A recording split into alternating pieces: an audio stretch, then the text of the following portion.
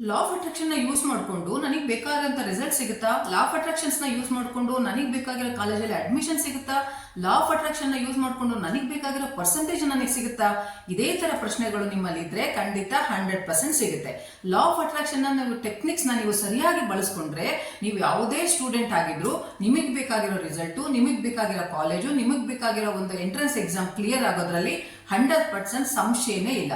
Hi, this is doctor Manjula Kiran. I am a life coach, law of attraction trainer and a motivational speaker. ಇವತ್ತಿನ video ತುಂಬಾ interesting ಆಗಿದೆ, especially for the students. ಕೊನೆವರೆಗೂ ನೋಡಿ. ನಿಮಗೆ results ಬಗ್ಗೆ ಮತ್ತೆ ಎಂಟ್ರೆನ್ಸ್ ಎಕ್ಸಾಮ್ಸ್ ಬಗ್ಗೆ ಹಾಗೆ ನಿಮ್ಮ ಡ್ರೀಮ್ ಕಾಲೇಜ್ ಬಗ್ಗೆ ಹೇಗೆ ನಾನು ಅದನ್ನ ಟ್ರೂ ಮಾಡ್ಕೋಬೇಕು ಅನ್ನೋದನ್ನ ನಾನು ತುಂಬಾ ವಿವರವಾಗಿ ಹೇಳಿದ್ದೀನಿ. ಅದನ್ನ ಫಾಲೋ ಮಾಡಿದ್ರೆ ಸಾಕು, ನಿಮ್ದು ಏನ್ ಡ್ರೀಮ್ ಇದೆ 100% ಸಕ್ಸಸ್ಫುಲ್ ಆಗೇ ಆಗುತ್ತೆ. ಕೊನೆವರೆಗೂ ನೋಡಿ, ಕೊನೆಗೆ ಟಿಪ್ಸ್ ಕೂಡ ಇದೆ. ಅಂಡ್ ಹಾಗೇನೆ ನಿಮ್ಗೆ ಇಷ್ಟ ಆದ್ರೆ ಲೈಕ್ ಮಾಡಿ, ಶೇರ್ ಮಾಡಿ, ಸಬ್ಸ್ಕ್ರೈಬ್ ಮಾಡೋದನ್ನ ಮರಿಬೇಡಿ. ಇವತ್ತು ನಾನು ನಿಮ್ಗೆ, ನೀವು ಸ್ಟೂಡೆಂಟ್ ಲೈಫ್ ಅಲ್ಲಿ ಇದ್ರೆ ಕೆಲವಾರು ವಿಚಾರಗಳನ್ನ ಇಂಪಾರ್ಟೆಂಟ್ ಆಗಿ ನಿಮ್ಗೆ ಹೇಳ್ಕೊಡ್ತೀನಿ. ಹೇಗೆ ನಾವು ಲಾ ಆಫ್ ಅಟ್ರಾಕ್ಷನ್ ನ ಯೂಸ್ ಮಾಡಿಕೊಂಡು ನಮ್ಮ ಒಂದು ಡ್ರೀಮ್ಸ್ ನ ಹೇಗೆ ನಾವು ಟ್ರೂ ಮಾಡ್ಕೋಬೇಕು ಸ್ಟೂಡೆಂಟ್ ಲೈಫ್ ಅಲ್ಲಿ ಅಂತ ನಾನು ನಿಮ್ಗೆ ಹೇಳ್ತಾ ಇದ್ದೀನಿ. ಮೊದಲನೇದಾಗಿ, ನೀವು ಲಾ ಆಫ್ ಅಟ್ರಾಕ್ಷನ್ ನ ಯೂಸ್ ಮಾಡಿಕೊಂಡು ನಿಮಗೆ ಬೇಕಾಗಿರೋ ರಿಸಲ್ಟ್ಸ್ ಅಥವಾ ಅಡ್ಮಿಷನ್ಸ್ ಅಥವಾ ನಿಮ್ಮ ಡ್ರೀಮ್ ಕಾಲೇಜಲ್ಲಿ ನೀವು ಓದಬೇಕು ಅಂದ್ರೆ ಮೊದಲನೇದಾಗಿ ನಿಮಗೆ ಅದ್ರ ಬಗ್ಗೆ ಫೇತ್ ಇರಬೇಕು. ಯಾಕೆಂದ್ರೆ ಬಿಲೀವ್ ಇಲ್ಲ ಅಂದ್ರೆ ಯಾವುದೂ ವರ್ಕ್ ಆಗಲ್ಲ. ನಮ್ಮ ಸುತ್ತಮುತ್ತ ಏನ್ ನಡೀತಾ ಇದೆ ಅದನ್ನೆಲ್ಲ ನಾವು ನೋಡ್ತಾ ಇರ್ತೀವಿ, ನಾವು ಅದನ್ನ ಬಿಲೀವ್ ಮಾಡ್ತೀವಲ್ವಾ. ಹಾಗೆಯೇ ಲಾ ಆಫ್ ಅಟ್ರಾಕ್ಷನ್ ಮೇಲೆ ನಿಮಗೆ 100% ಫೇತ್ ಇರಬೇಕು, ಬಿಲೀವ್ ಇರಬೇಕು. ನಿಮಗೆ ನೀವು ಒಂದು ನಂಬಿಕೆಯನ್ನ ಬೆಳೆಸ್ಕೊಂಡ್ರೆ ನನಗಿದು ವರ್ಕ್ ಆಗ್ತಾ ಇದೆ ಅಂತ ನಿಮ್ಮ ಲೈಫಲ್ಲೂ ಕೂಡ ವರ್ಕ್ ಆಗ್ತಾ ಬರುತ್ತೆ. ಎರಡನೇದು ಬಂದು ಡೌಟ್ ಇರಬಹುದು. ನೀವು ಡೌಟ್ ಇಂದ ಇಂಪ್ಲಿಮೆಂಟೇಷನ್ ಮಾಡ್ತಾ ಹೋದ್ರೆ ಖಂಡಿತ ಅದು ನಿಮಗೆ ವರ್ಕ್ ಆಗೋದಿಲ್ಲ. ಹಾಗಾಗಿ ಲಾ ಆಫ್ ಅಟ್ರಾಕ್ಷನ್ ಬಗ್ಗೆ ನಿಮಗೆ ಡೌಟ್ ಇರಬಾರ್ದು. ಸ್ವಲ್ಪ ನಾಲೆಜ್ ಕಡಿಮೆ ಇದೆ ಅಂದ್ರೆ ಓದಿ, ಕೇಳಿ, ತಿಳ್ಕೊಳ್ಳಿ. ಆನಂತರ ನಿಮಗೆ 100% ಬಿಲೀವ್ ಅದ್ರ ಮೇಲೆ ಬಂದೇ ಬರುತ್ತೆ. ನಾವು ಯಾವಾಗ ಯಾವ್ದ್ರ ಬಗ್ಗೆ ನಾವು ಯಾವಾಗ ಡೌಟ್ ಮಾಡ್ತೀವಿ ಅಂದ್ರೆ ಅದ್ರ ಬಗ್ಗೆ ನಮಗೆ ನಾಲೆಜ್ ಇಲ್ದಾಗ, ನಮಗೆ ಯಾವಾಗ ಅದ್ರ ಬಗ್ಗೆ ಕಡಿಮೆ ನಾಲೆಜ್ ಇರುತ್ತೆ ಅವಾಗ ನಮಗೆ ಆ ವಿಷಯದ ಬಗ್ಗೆ ಡೌಟ್ ಬರ್ತಾ ಹೋಗುತ್ತೆ. ಹಾಗಾಗಿ ನೀವು ಲಾ ಆಫ್ ಅಟ್ರಾಕ್ಷನ್ ಬಗ್ಗೆ ಸ್ವಲ್ಪ ನಾಲೆಜ್ ನ ಜಾಸ್ತಿ ಮಾಡ್ಕೊಂಡ್ರೆ ಖಂಡಿತ ಅದ್ರ ಬಗ್ಗೆ ನೀವು ಡೌಟ್ ಮಾಡೋದೇ ಇಲ್ಲ. ಅಂಡ್ ಮೂರನೇದು ಬಂದು ಬಿಲೀವ್ ಇನ್ ಯುವರ್ ಸೆಲ್ಫ್. ನಿಮ್ಮ ಬಗ್ಗೆ ನಿಮಗೆ ನಂಬಿಕೆ ಇರಬೇಕು, ನಿಮ್ಮ ಬಗ್ಗೆ ನಿಮಗೆ ಕಾನ್ಫಿಡೆನ್ಸ್ ಇರಬೇಕು. ಯಾವಾಗ ನಿಮ್ಮ ಬಗ್ಗೆ ನಿಮಗೆ ಕಾನ್ಫಿಡೆನ್ಸ್ ಇಲ್ಲ ಅಂದ್ರೆ ಅವಾಗ ನೀವು ಏನೇ ಅನ್ಕೊಂಡ್ರು ಅದು ಆಗೋದಿಲ್ಲ. ಲಾ ಆಫ್ ಅಟ್ರಾಕ್ಷನ್ ವರ್ಕ್ ಮಾಡೋದು ತಮ್ಮ ಮೇಲೆ ತಮಗೆ ಯಾರಿಗೆ ನಂಬಿಕೆ ಇರುತ್ತೆ ಅವರ ಲೈಫಲ್ಲಿ ಮಾತ್ರ. ನೀವು ಯಾವ್ದಾದ್ರು ಕಾಂಪಿಟೇಟಿವ್ ಎಕ್ಸಾಮ್ ನ ಅಟೆಂಡ್ ಮಾಡಬೇಕು ಅಂತ ಇದ್ರೆ, ಅಥವಾ ಯಾವ್ದಾದ್ರು ಎಂಟ್ರೆನ್ಸ್ ಎಕ್ಸಾಮ್ ನ ಪಾಸ್ ಮಾಡಬೇಕು ಅಂತ ಇದ್ರೆ, ಅಥವಾ ಡ್ರೀಮ್ ಕಾಲೇಜಲ್ಲಿ ನೀವು ಅಡ್ಮಿಷನ್ ತಗೋಬೇಕು ಅಂತ ಇದ್ರೆ ನಿಮ್ಮ ಮೇಲೆ ನೀವು ಬಿಲೀವ್ ನ ಬೆಳೆಸ್ಕೊಳ್ಳಿ. ಸೆಲ್ಫ್ ಕಾನ್ಫಿಡೆನ್ಸ್ ಮತ್ತೆ ಸೆಲ್ಫ್ ಬಿಲೀಫ್ ತುಂಬಾ ಇಂಪಾರ್ಟೆಂಟ್ ಆಗುತ್ತೆ. ನಿಮಗೆ ನೀವು ಅನ್ಕೋಬೇಕು, ನಾನು ಈ ಎಕ್ಸಾಮ್ ನ ಪಾಸ್ ಮಾಡೋದಕ್ಕೆ ಡಿಸರ್ವ್ ಇದ್ದೀನಿ, ನಾನು ಈ ಕಾಲೇಜಲ್ಲಿ ಅಡ್ಮಿಷನ್ ತಗೊಳ್ಳೋಕೆ ಡಿಸರ್ವ್ ಇದ್ದೀನಿ, ನಾನು ಇಷ್ಟು ಮಾರ್ಕ್ಸ್ ಅನ್ನು ತಗೊಳ್ಳೋದಕ್ಕೆ ಡಿಸರ್ವ್ ಇದ್ದೀನಿ. ನಿಮ್ಮನ್ನ ನೀವು ಬಿಲೀವ್ ಮಾಡ್ಕೊಂಡ್ರೆ ಆವಾಗ 100% ಲಾ ಆಫ್ ಅಟ್ರಾಕ್ಷನ್ ನಿಮ್ಗೆ ವರ್ಕ್ ಮಾಡ್ತಾ ಬರುತ್ತೆ. ಹಾಗೇನೆ ನಿಮಗೆ ನೀವು ಬೇಕಾಗಿರೋ ಒಂದು ರಿಸಲ್ಟ್ ಸಿಗ್ತಾ ಹೋಗುತ್ತೆ. ಹಂಗೆ ನಿಮ್ಮ ಗೋಲ್ ಹತ್ರ ನೀವು ಹೋಗೋದಿಕ್ಕೆ ನಿಮ್ಗೆ ತುಂಬಾ ದಾರಿ ಸುಗಮ ಆಗತ್ತೆ. ನೆಕ್ಸ್ಟ್ ಬಂದು ಆಕ್ಷನ್. ನೀವು ಆಕ್ಷನ್ ನ ತಗೊಳ್ಳೇಬೇಕಾಗತ್ತೆ. ಯಾಕೆಂದ್ರೆ ಲಾ ಆಫ್ ಅಟ್ರಾಕ್ಷನ್ ವರ್ಕ್ ಆಗೋದು ನೀವು ಯಾವಾಗ ಪ್ರಾಪರ್ ಆಕ್ಷನ್ ತಗೊಳ್ತೀರಾ ಅವಾಗ. ಶಾರುಖ್ ಖಾನ್ ಅವರು ಹೇಳಿದಾರಲ್ವಾ, ನೀವು ಒಳ್ಳೆ ಕೆಲಸ ಮಾಡ್ತಾ ಇದ್ರೆ ಇಡೀ ಬ್ರಹ್ಮಾಂಡನೇ ನಿಮ್ಮ ಜೊತೆಗೆ ಅದನ್ನ ನಿಮ್ಗೆ ತಂದು ಕೊಡೋದಿಕ್ಕೆ ವರ್ಕ್ ಮಾಡುತ್ತೆ. ಹಾಗಾಗಿ ನೀವು ಲಾ ಆಫ್ ಅಟ್ರಾಕ್ಷನ್ ಅಲ್ಲೇನೆ ಕೊನೆ ಭಾಗ ಏನಿರೋದು ಆಕ್ಷನ್. ನೀವು ಆಕ್ಷನ್ ತಗೊಳ್ಳೇಬೇಕು. ನೀವು ಚೆನ್ನಾಗಿ ಓದಬೇಕು, ಪ್ರಾಕ್ಟೀಸ್ ಮಾಡಬೇಕು, ಪ್ರಾಜೆಕ್ಟ್ಸ್ ನ ಮಾಡಬೇಕು.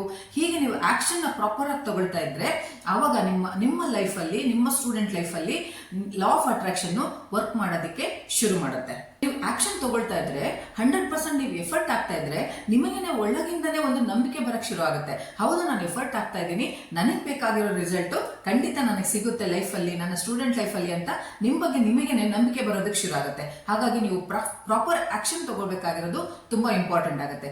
ನೆಕ್ಸ್ಟ್ ಬಂದು ವಿಜುವಲೈಸೇಷನ್. ನಾವು ಏನು ಕನಸು ಕಂಡಿರ್ತೀವಿ, ನನಗೆ ಈ ಕಾಲೇಜಲ್ಲೇ ನನಗೆ ಅಡ್ಮಿಷನ್ ಆಗಬೇಕು, ನನಗೆ ಇಷ್ಟೇ ಮಾರ್ಕ್ಸ್ ಬೇಕು, ನಾನು ಈ ಎಕ್ಸಾಮ್ ನ ಕ್ಲಿಯರ್ ಮಾಡಬೇಕು, ಏನು ನಿಮ್ಮ ಒಂದು ನಿಮ್ಮ ನೀಡ್ ಇದೆ ಅದನ್ನ ನೀವೇನ್ ಮಾಡಬೇಕು, ವಿಜುವಲೈಸ್ ಮಾಡಬೇಕು. ದ ಎಂಡ್ ರಿಸಲ್ಟ್ ಅನ್ನ ನೀವು ಡೈಲಿ ನೀವು ಅದನ್ನ ವಿಜುವಲೈಸ್ ಮಾಡ್ತಾ ಬರಬೇಕು. ಅದನ್ನ ಹೇಗೆ ವಿಜುವಲೈಸ್ ಮಾಡಬೇಕು ಅಂದ್ರೆ ಪೂರ್ತಿ ಪಿಕ್ಚರ್ ನಿಮ್ ಕಣ್ ಮುಂದೆ ಬರಬೇಕು. ನಿಮ್ದು ಎಕ್ಸಾಮ್ ಮುಗ್ದೋಗಿದೆ, ಆಲ್ರೆಡಿ ರಿಸಲ್ಟ್ ದಿನ ಅವತ್ತು ನೀವು ಕಂಪ್ಯೂಟರ್ ನ ಓಪನ್ ಮಾಡ್ತೀರಾ. ಓಪನ್ ಮಾಡಿದ ತಕ್ಷಣ ನಿಮಗೆ ಬೇಕಾಗಿರೋ ಮಾರ್ಕ್ಸ್ ನಿಮ್ಗೆ ಬಂದ್ಬಿಟ್ಟಿದೆ. ಅದನ್ನ ನಿಮ್ಮ ಫ್ಯಾಮಿಲಿಗೆ ಹೇಳ್ತಾ ಇದ್ದೀರಾ, ಫ್ರೆಂಡ್ಸ್ಗೆ ಹೇಳ್ತಿದ್ದೀರಾ, ಸೆಲೆಬ್ರೇಟ್ ಮಾಡ್ತಿದ್ದೀರಾ. ಈ ಒಂದು ಫೀಲಿಂಗ್ ಅನ್ನು ನೀವು ವಿಜುವಲೈಸ್ ಮಾಡ್ತಾ ಹೋಗ್ಬೇಕಾಗತ್ತೆ. ಹಾಗೆ ನಿಮ್ದು ಅಡ್ಮಿಷನ್ಸ್ ಇದ್ರೆ, ನಿಮ್ಗೆ ಯಾವ್ದಾದ್ರು ಡ್ರೀಮ್ ಕಾಲೇಜಲ್ಲಿ ಅಡ್ಮಿಷನ್ ಇದ್ರೆ ಆ ದಿನ ನೀವು ಆಗ್ಲೇ ಫ್ಯಾಮಿಲಿ ಜೊತೆ ಅಡ್ಮಿಷನ್ ಹೋಗ್ಬಿಟ್ಟಿದ್ದೀರಾ, ನಿಮ್ದು ಅಡ್ಮಿಷನ್ ಆಗೋಗಿದೆ, ನಿಮ್ಮ ಫ್ಯಾಮಿಲಿ ಜೊತೆಗೆ ನೀವು ಸಂತೋಷ ಪಡ್ತಾ ಇದ್ದೀರಾ. ಹಾಗೆ ನೀವು ಹಾಸ್ಟೆಲ್ಗೆ ಹೋಗಿದ್ದೀರಾ, ಹಾಸ್ಟೆಲ್ ಅಲ್ಲಿ ಅಡ್ಮಿಷನ್ ಆಗ್ತಾ ಇದೆ, ಆ ಒಂದು ಎಕ್ಸ್ಪೀರಿಯನ್ಸಸ್ ಏನಿದೆ ಅದನ್ನ ನೀವು ಇಮ್ಯಾಜಿನ್ ಮಾಡಿಕೊಂಡು ಸೆಲೆಬ್ರೇಟ್ ಮಾಡಬೇಕಾಗತ್ತೆ.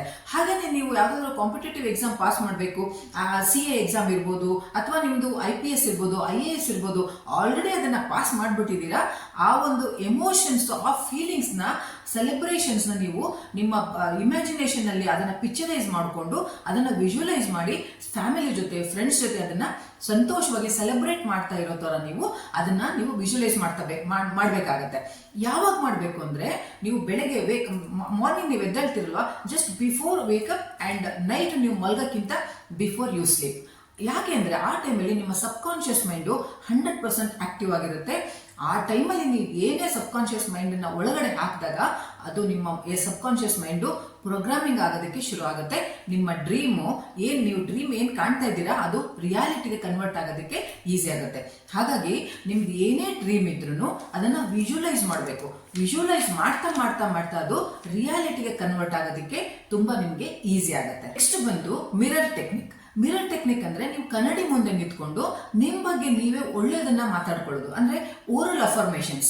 ನಾನು ಇಷ್ಟು ಮಾರ್ಕ್ಸ್ಗೆ ಡಿಸರ್ವ್ ಆಗಿದ್ದೀನಿ, ವಾವ್, ನಾನು ಎಷ್ಟು ಚೆನ್ನಾಗಿ ಓದ್ತಾ ಇದ್ದೀನಿ, ನಾನು ಎಷ್ಟು ಚೆನ್ನಾಗಿ ಪ್ರಾಜೆಕ್ಟ್ ಮಾಡ್ತಾ ಇದ್ದೀನಿ, ಎಷ್ಟು ಎಫರ್ಟ್ ಹಾಕಿ ನಾನು ಈ ಕೆಲಸನ ಮಾಡ್ತಾ ಇದ್ದೀನಿ, ನಾನು ಈ ಕಾಲೇಜಲ್ಲಿ ಅಡ್ಮಿಷನ್ ತಗೊಳ್ಳೋದಕ್ಕೆ ನಾನು 100% ಡಿಸರ್ವ್ ಆಗಿದ್ದೀನಿ, ನನಗೆ ಆ ಕೆಪಾಸಿಟಿ ಇದೆ, ಆ ಕೆಪಬಿಲಿಟಿ ಇದೆ, ನನಗೆ ಕ್ವಾಲಿಟೀಸ್ ಎಲ್ಲ ಇದೆ, ನಾನು ಈ ಕಾಲೇಜಲ್ಲಿ ಅಡ್ಮಿಷನ್ ತಗೊಳ್ತೀನಿ ಅಂಡ್ ನನಗೆ ಇಷ್ಟು ಮಾರ್ಕ್ಸ್ ಬಂದೇ ಬರುತ್ತೆ, ನಾನು ಈ ಎಂಟ್ರೆನ್ಸ್ ಎಕ್ಸಾಮ್ ನಾನು 100% ಪಾಸ್ ಮಾಡ್ತೀನಿ, ನಾನು IAS ಆಫೀಸರ್ ಆಗೋದಕ್ಕೆ ಡಿಸರ್ವ್ ಆಗಿದ್ದೀನಿ, ನಾನು IPS ಆಫೀಸರ್ ಆಗೋದಕ್ಕೆ ಡಿಸರ್ವ್ ಆಗಿದ್ದೀನಿ, ಮೆಡಿಕಲ್ ಕಾಲೇಜಲ್ಲಿ ಅಡ್ಮಿಷನ್ ತಗೊಳ್ಳೋದಕ್ಕೆ ನಾನು 100% ಡಿಸರ್ವ್ ಆಗಿದ್ದೀನಿ. ಹಾಗೇನೆ ನಾನು ಯಾವುದೇ ಕರಿಯರ್ನ ಚೂಸ್ ಮಾಡ್ಕೊಂಡ್ರು ಆ ಕರಿಯರ್ಗೆ ನಾನು ಡಿಸರ್ವ್ ಆಗಿದ್ದೀನಿ. ಈ ತರ ನೀವು ಪಾಸಿಟಿವ್ ಅಫರ್ಮೇಷನ್ಸ್ ನ ಕನ್ನಡಿ ಮುಂದೆ ನಿಂತ್ಕೊಂಡು, ಮಿರರ್ ಮುಂದೆ ನಿಂತ್ಕೊಂಡು ಡೈಲಿ ಮಾತಾಡ್ಬೇಕಾಗುತ್ತೆ. ಡೈಲಿ ಒಂದು 5-10 ನಿಮಿಷ ನೀವು ಇದನ್ನ ಮಾಡಲೇಬೇಕು. ಆವಾಗ ನಿಮ್ಗೆ ಏನಾಗುತ್ತೆ, ನಿಮ್ಮ ಸೆಲ್ಫ್ ಕಾನ್ಫಿಡೆನ್ಸ್ ಜಾಸ್ತಿ ಆಗುತ್ತೆ, ಬಿಲೀವ್ ಜಾಸ್ತಿ ಆಗುತ್ತೆ ಅಂಡ್ ಲಾ ಆಫ್ ಅಟ್ರಾಕ್ಷನ್ ಅವಾಗ ನಿಮ್ಮ ಲೈಫಲ್ಲಿ ವರ್ಕ್ ಮಾಡೋದಕ್ಕೆ ಸ್ಟಾರ್ಟ್ ಆಗುತ್ತೆ. ಸೊ ನೀವು ಯಾವುದೇ ಸ್ಟೂಡೆಂಟ್ ಆಗಿರ್ಲಿ, ಯಾವುದೇ ಕ್ಲಾಸಲ್ಲಿ ಇರಲಿ, ಯಾವುದೇ ಕಾಲೇಜಲ್ಲಿ ಇರಲಿ, ಮುಂದೆ ನಿಮ್ಮದು ಏನ್ ಗೋಲ್ ಇದೆ ಆ ಗೋಲ್ ಅನ್ನ ರೀಚ್ ಮಾಡೋದಕ್ಕೆ ಮಿರರ್ ಟೆಕ್ನಿಕ್ ತುಂಬಾ ನಿಮಗೆ ಹೆಲ್ಪ್ ಮಾಡುತ್ತೆ, ನಿಮ್ಮ ಸೆಲ್ಫ್ ಕಾನ್ಫಿಡೆನ್ಸ್ ನ ಜಾಸ್ತಿ ಮಾಡುತ್ತೆ. ಸೊ ಡೈಲಿ ಒಂದು 5 to 10 minutes ಮಿರರ್ ಟೆಕ್ನಿಕ್ ನೀವು ಪ್ರಾಕ್ಟೀಸ್ ಮಾಡಲೇಬೇಕು.